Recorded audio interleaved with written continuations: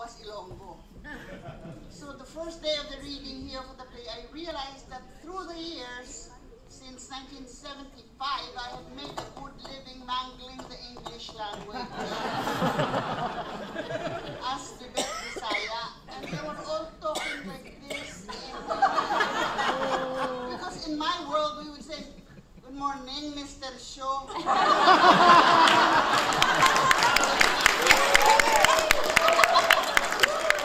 And they were saying, "You're Mr. Shaw." So I was really, really scared, and I was most fortunate to be working with a really loving batch of actors. They really took good care of me. Although this morning on Facebook, Sheila Francisco originally played my role. She was saying, "Break a leg" to everybody. I said, "Thank you, kasalanan mo ito." How did you manage to get the role? No, they just taught me. And of course, I'm a little familiar with playing the role of an activist. Yes. With such great feeling that I said, "Is this a democracy or not?"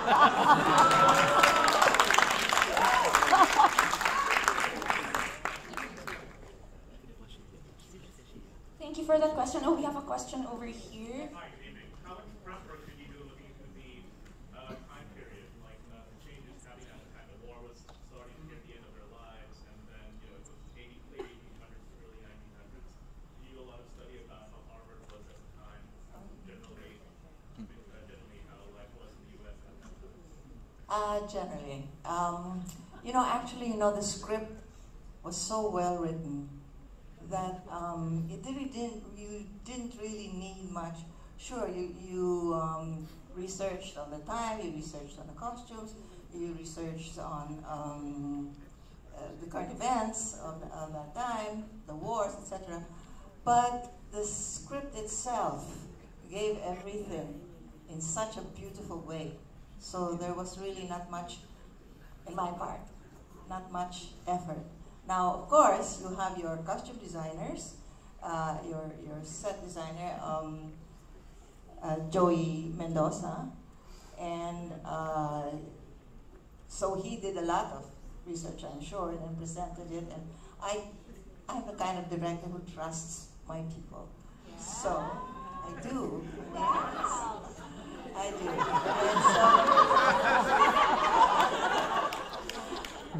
And so it really, but maybe Topper something else to say. It's actually, I'm plugging it now, but there's actually a really great book about exactly the Harvard computers. It's called The Glass Universe. It's this fantastic book that really chronicles the entire journey of. You find out all about Annie Cannon, who stayed with the observatory all the way up to much later. You find out about Cecilia Payne-Gaposchkin, who pretty much, if Annie classified the stars in terms of spectral class, she was Cecilia Payne was the other, I think the first PhD, and first woman PhD, and she was able to infer from those spectral classes what the stars were actually made of. Because at the time, the men were kind of in disbelief that, of course, they're made of metal, and that she was able to kind of know it's actually more of gas, hydrogen. So it's this really great book. I recommend it. It's a fantastic read. So yeah. Yeah, just to kind of piggyback on that as well. And then I read all the posters.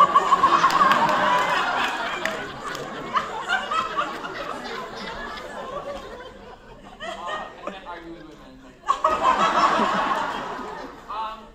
Just also stress. We've also done a lot of period stuff in the past, so we kind of already understand, just how people were in the time, the way they kind of, their bearing and everything. But Joey, our costume designer, didn't just design for the period, he also designed as for our characters, and it's actually quite detailed. So we got a lot of our clues also came from how we were dressed actually, so that helped a lot. Bouncing on that, costumes definitely help you with period. Kathy and I, we wear these corsets. Oh. And we we had to wear that when we were rehearsing because it actually helps you physicalize the way women were walking, standing, talking, everything during that time. It changed everything and it made a huge difference. So I think Joey helped us a lot with that. That was a huge thing. You had to learn how to breathe. Like, you can't eat. There's just no eating. No eating. Don't even think about it. It's like, Yeah, sure. I mean, before the show. I mean, like, right before. Because, like, of course, that like, it's not fun, y'all. I don't know how they peed at that time. We haven't peed, so. But you better ask Nats how she got her accent. Yeah.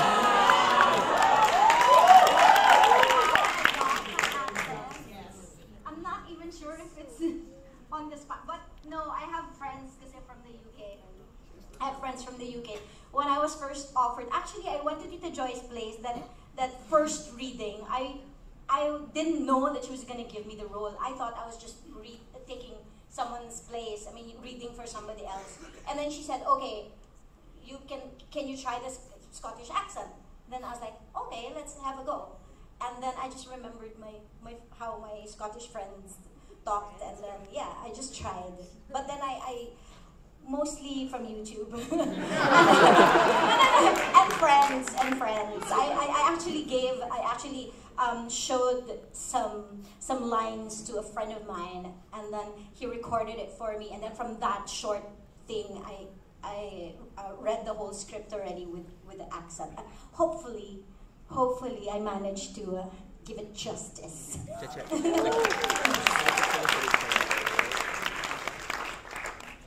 Do we have another question? Oh yes. Speaking of attention to detail, what went into the gorgeous background? How do I do the background? We got stars. No, actually it was designed. The original was designed by Joey Mendoza. He designed the Starfield, and then John and a very able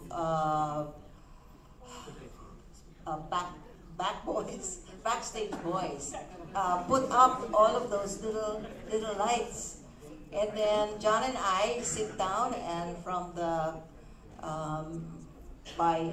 with every change, there was supposed to be, the difference in the light. They would grow, the lights would grow from small to big, and then the pulsing that was all John's sitting down with me and designing it. So that's how we got the star field. But the original design of the backdrop was done by Joey, and then executed by Adul Lasin. And then the lights were stuck on one by one. The Christmas lights and all kinds of lights were stuck on with it. And then designed by John. Thank you for that question. Do we have one last, perhaps? One last. Yeah. Oh, over there. Ang question ko po is, gaano niyo po na-enjoy learning yung every bits of details of astrology? Kasi, syempre, as a normal person, hindi naman lahat interested in stars and galaxies and everything. Since, Well, it's a good question. gaano niyo siya na-enjoy? Pero, How do you enjoy learning about astronomy?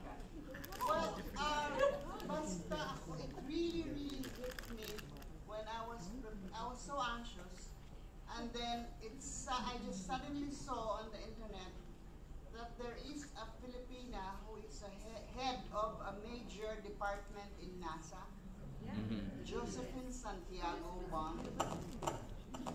Not quite 007. Forget the Bond, but focus on the Santiago. And I felt that was kinaya niya yun. Nag-aral sa UP. UP din ako. But seriously, no, but what makes them interesting work is also the relationship of people in the play. And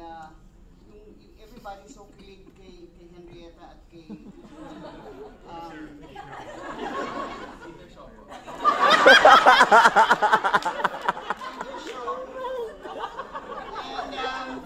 I meet him in my other life, this young man, goodbye, Carlito. I'm going to be Mrs. Pablo.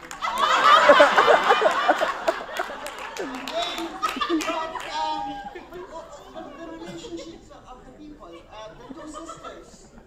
Sisters are like that. I have a sister, so I know. It's really the actually for me, how many ways are there of telling a story? We just use the story of the astronomy, but this is the story of the love of a sister for her sister. A young man who can't tell this woman, I like you. So, and then me and her. LGBT of our time.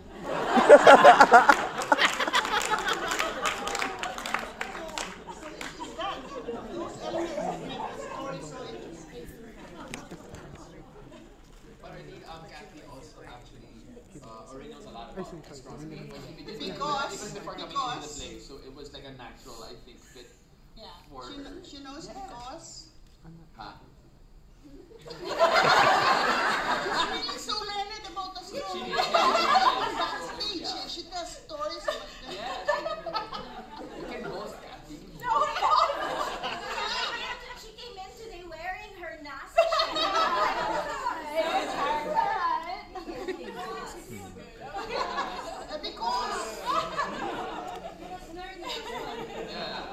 No, it's just, but like what Tita Bibeth said, that, I mean, you can geek out all about it, and it has that layer to it. Definitely, if you want to research all about it, you can. You can endlessly uncover so many things. I personally try to really know it, because when I'm doing all those speeches, I have to know how the computations are happening. Like, you know, that you have, you compare how bright a star is, how it appears to how it actually is, and then there's a distance computation for that, so that I can say it in my head. Because if I just memorize those lines, it's not going to work, right? I have to know what the computation is. So that's mainly it. And then you find yourself geeking out more. But like what Tita Bibeth said, it's like, it's the relationships. And it's like, we're all stardust in the end. So it's kind of, that's what it is. We're made of stars. And that's like basically what this play feels like. Yes. Oh, so that's how you did it. Can you imagine? I started as a starlet.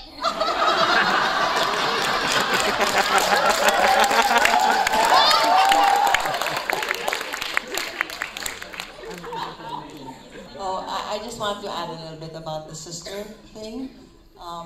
It just also happens, I have a physicist sister, and I used to be a homebody, so I could understand the relationship between the two sisters. I think I mentioned it during rehearsal. You're Margie.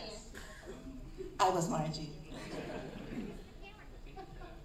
Okay.